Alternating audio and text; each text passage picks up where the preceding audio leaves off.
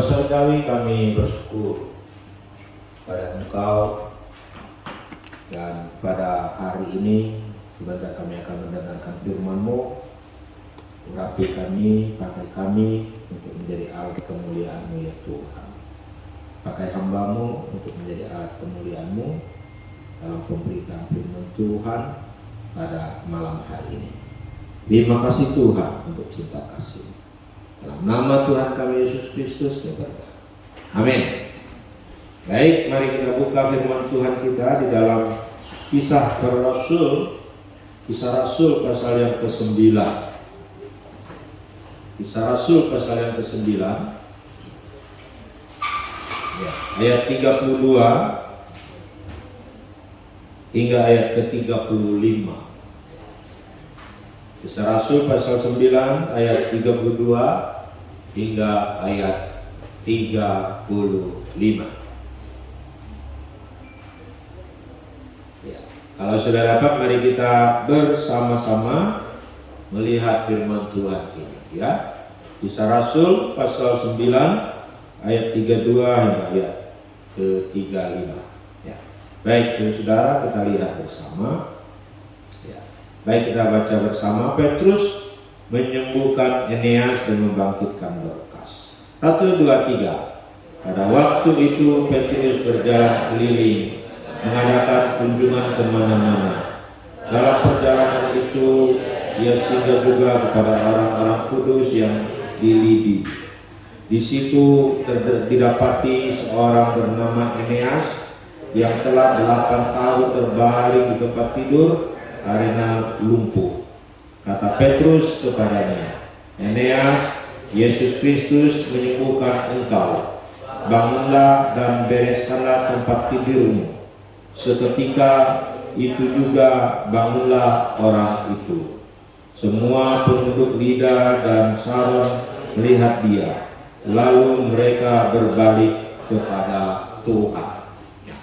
Saudara-saudaraku yang dikasihi oleh Tuhan, saya masih ingat waktu saya pelayanan di sebuah tempat yang namanya Teluk Melano. Ada seorang bapak yang mengalami lumpuh, dan bapak ini orang yang belum percaya Yesus. Ya. Nah, lalu dia dibawa ke Kucing ya, untuk berobat. Ya. Di Kucing dia bertemu dengan seorang pendeta juga dan mendoakan dia. Ya. Ya. Tapi akhirnya dia dibawa pulang ya, dalam kelumpuhannya. Ya, dibawa pulang ke Teluk Melano.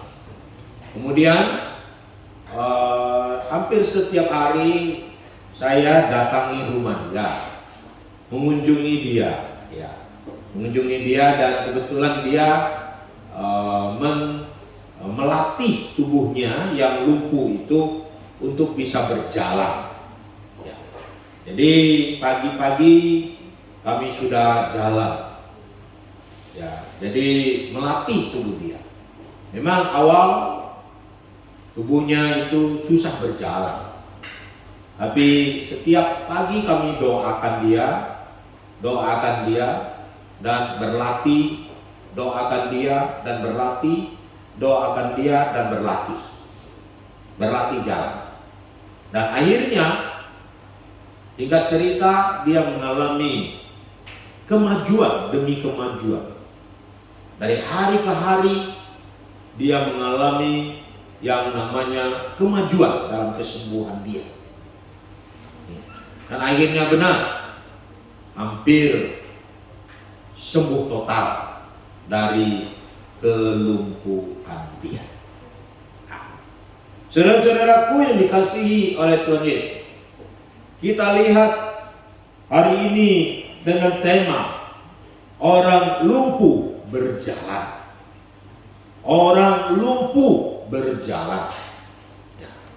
Saudara-saudaraku yang dikasihi oleh Tuhan, ada seorang yang sudah lumpuh di sini. Lumpuhnya tidak tanggung-tanggung lagi. Lumpuhnya sudah 8 tahun tidur di tempat tidurnya. Jadi sudah 8 tahun dia tidak bisa berjalan. 8 tahun dia harus mengandalkan orang lain untuk seluruh kehidupannya. Dia lumpuh total, tidak bisa berjalan.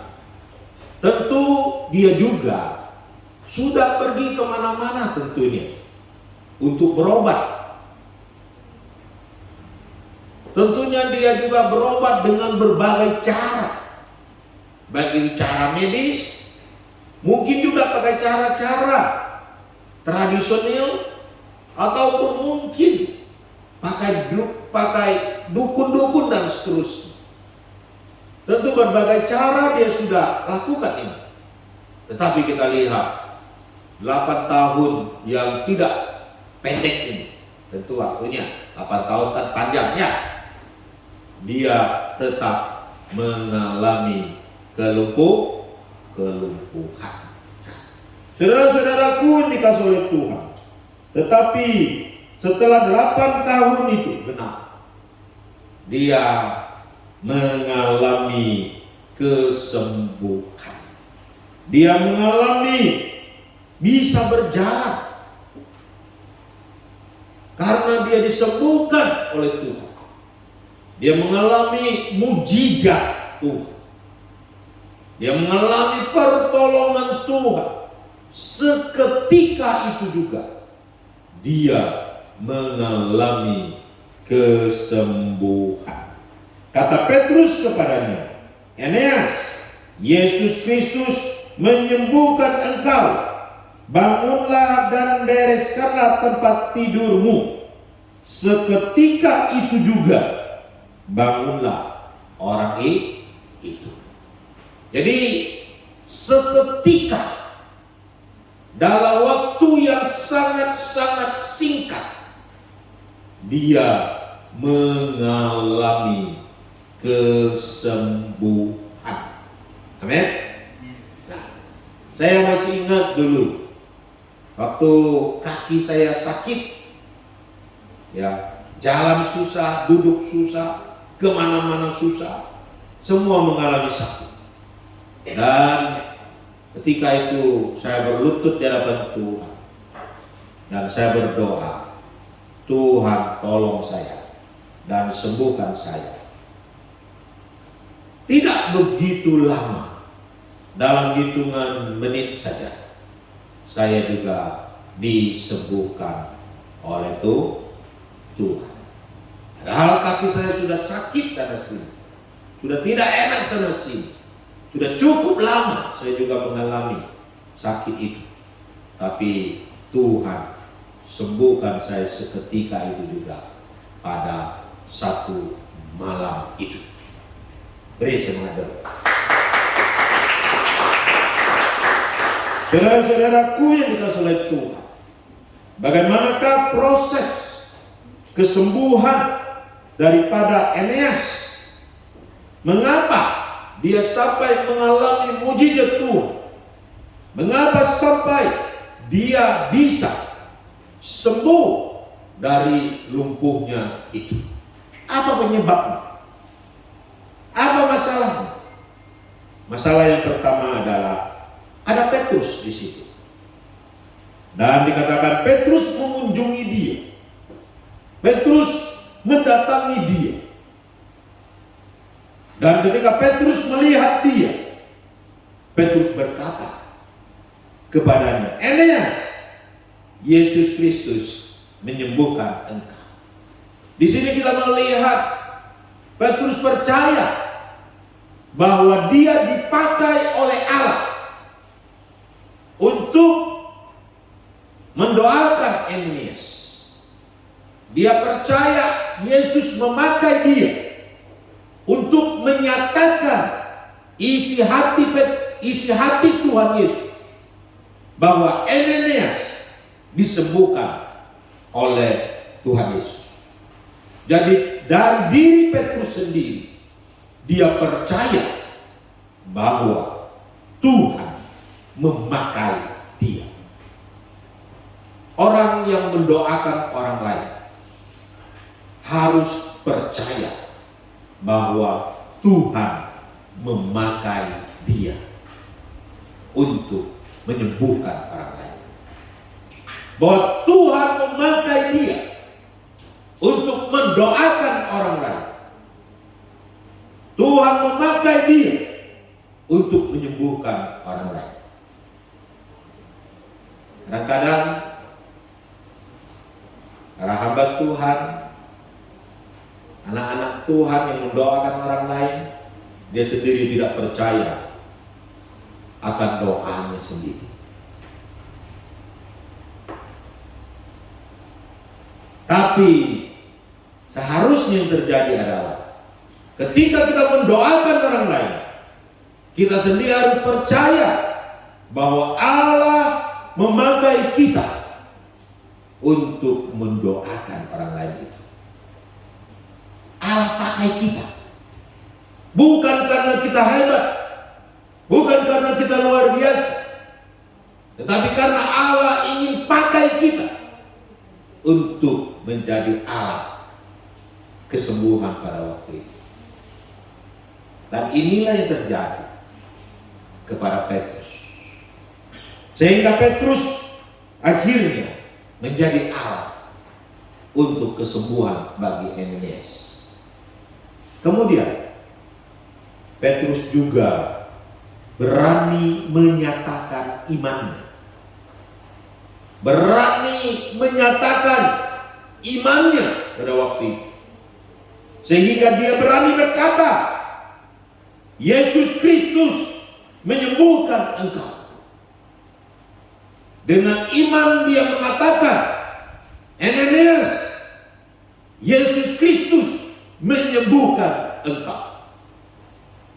Ini bukan sembarangan perkataan. Ini bukan asal bunyi. Tetapi ini muncul daripada iman Petrus. Sehingga dia berani menyatakannya. Apakah kita masih berani menyatakan firman Tuhan dalam hidup kita? Apakah kita berani ketika kita berdoa?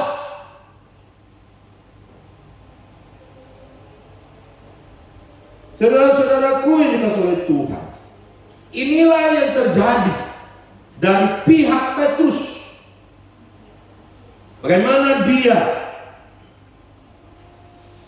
datang dan mendoakan Ananias. Dia mempunyai keyakinan bahwa Tuhan memakai dia. Dan dia menyatakan imannya itu dengan perkataan. Kadang-kadang kita hanya mengatakan, saya beriman, saya beriman. Sekarang mana tindakan imanmu? Kita berdoa, Tuhan sembuhkan saya. Tapi kita bilang, saya belum sembuh deh. Saya nggak yakin sembuh. Itu bertentangan dengan permintaan kita. Dan bertentangan dengan iman kita. Perkataan kita dengan iman kita bertentangan. Makanya nggak jadi apa-apa. Iman harus sesuai dengan tindakan kita. Iman harus diekspresikan dengan tindakan kita. Dan Petrus melakukan itu. Dia percaya Tuhan pakai dia. Dan dia berani berkata, Ananias, engkau, Yesus Kristus sudah sembuhkan engkau. Ini iman. Amin. Nah, saudara-saudaraku yang dikasihi oleh Tuhan, mari kita melihat pihak Ananias.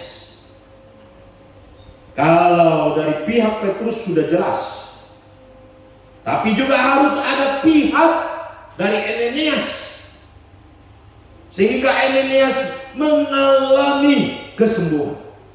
Jadi di sini ada dua pihak, akhirnya membuat mujizat itu terjadi. Dari mana? Apa yang dilakukan? Atau apa yang terjadi dengan Ananias? Ananias yang pertama adalah dia juga percaya bahwa Petrus dipakai oleh Allah. Dia percaya Petrus dipakai oleh Tuhan untuk menyembuhkan dia. Dia percaya kepada Petrus. Dia percaya Petrus dipakai oleh Allah. Jadi misalnya ada pendeta datang sama kalian dan mendoakan kalian. Kalau kalian tidak percaya pendeta itu dipakai oleh Allah untuk sembuhkan engkau, tidak akan terjadi apa-apa. Kecuali kemurahan Tuhan. Tapi kalau kita berbicara tentang iman di sini, maka kita harus meyakini bahwa Allah bisa memakai siapapun juga untuk menyembuhkan kita. Amin. Allah bisa pakai siapa saja untuk menjawab atau untuk menjadi alat kemuliaannya bagi kita. Beri semangat dulu. Jadi Ananias percaya bahwa Petrus dipakai oleh Allah. Ini dari pihak Ananias. Kemudian Ananias percaya apa yang diucapkan oleh Petrus. Kita tahu Ananias ini murid Tuhan. Dia adalah orang percaya. Mungkin dia sudah pernah lihat Tuhan Yesus. Tapi ketika Petrus berkata, Ananias, Yesus Kristus menyembuhkan engkau, dia percaya akan perkataan itu. Dia meyakini apa yang dikatakan oleh Petrus. Kadang-kadang kan kita ini hanya misalnya kita mengakui perkataan orang itu harus melalui mulut bibirnya, ya kan? Ya, pribadi itu. Kalau Tuhan yang bicara langsung pasti jadi, gitu. Kalau bukan Tuhan yang langsung bicara, tidak akan terjadi apa-apa. Kita lihat di sini tidak. Ananias percaya setiap perkataan yang diucapkan oleh Petrus. Amin. Kadang-kadang kan kita pikir kalau pendeta ngomong kan itu dari dia, bukan dari Tuhan. Ya kadang-kadang memang tidak setiap perkataan itu dari Tuhan, ya kan? Ya, tidak. Tetapi waktu itu Ananias percaya apa yang dikatakan oleh Petrus berasal daripada Tuhan, bukan berasal daripada Petrus sendiri, tetapi berasal daripada Tuhan. Ya. Ananias, Yesus Kristus menyembuhkan engkau. Ananias percaya isi pemberitaan itu. Kemudian yang terakhir dilakukan Ananias adalah dia bertindak. Ada tindakan iman. Seperti Petrus tadi dia berkata, itu tindakan imannya. Tapi Ananias juga ada tindakan imannya.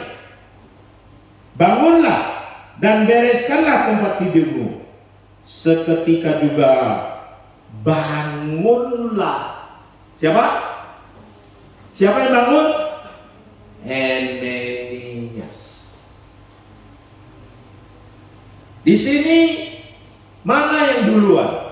Mujizat itu terjadi dulu, baru Ananias bangun, atau Ananias bangun dulu, mujizat baru terjadi?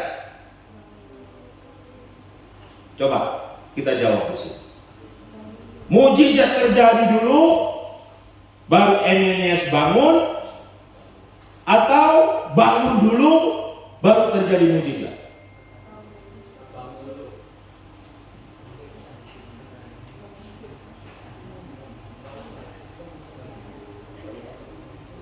Bangun dulu. Bangun dulu. Bangun dulu atau mujizat dulu? Nah, ada yang bilang berbarengan, ya kan? Kita tahu manusia pasti waktu bangun punya keinginan dulu, betul? Diperintah otak dulu. Jadi ada keyakinan terhadap perkataan itu, lalu timbul hasrat yang kuat, lalu timbul keinginan yang kuat, lalu timbul sebuah tindakan yang kuat. Waktu ketika terjadi keinginan yang kuat, tindakan yang kuat, di situ mujizat terjadi. Amin. Beri semangat dulu. Jadi bisa berkata, bisa berbarengan. Tetapi ada keinginan terlebih dahulu, ada kemauan terlebih dahulu, ada iman terlebih dahulu, baru menimbulkan sebuah hasrat yang kuat, keinginan yang kuat. Lalu ketika dilakukan, waktu dilakukan, itulah mujizat berbarengan terjadi. Amin. Seketika itu juga mujizat terjadi. Kiranya firman Tuhan ini memberkati kita semua. Bagaimana kita sebagai anak-anak Tuhan, kita menghadapi banyak tantangan, keluarga, tantangan sakit penyakit, tantangan masa depan, tantangan apa saja yang kita alami hari-hari ini, dan mungkin yang akan datang. Tetapi ingatlah, mujizat Tuhan selalu ada padamu. Amin. Tuhan memberkati. Mari kita bangkit berdiri, kita berdoa. Nanti minta Joni tutup kita.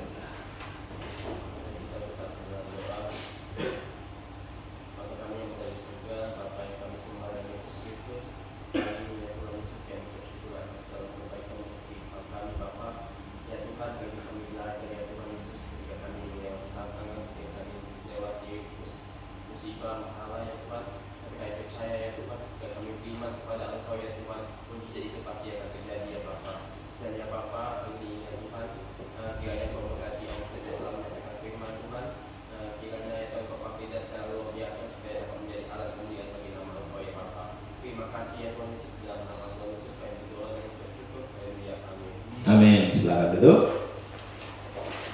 Dia ada berita.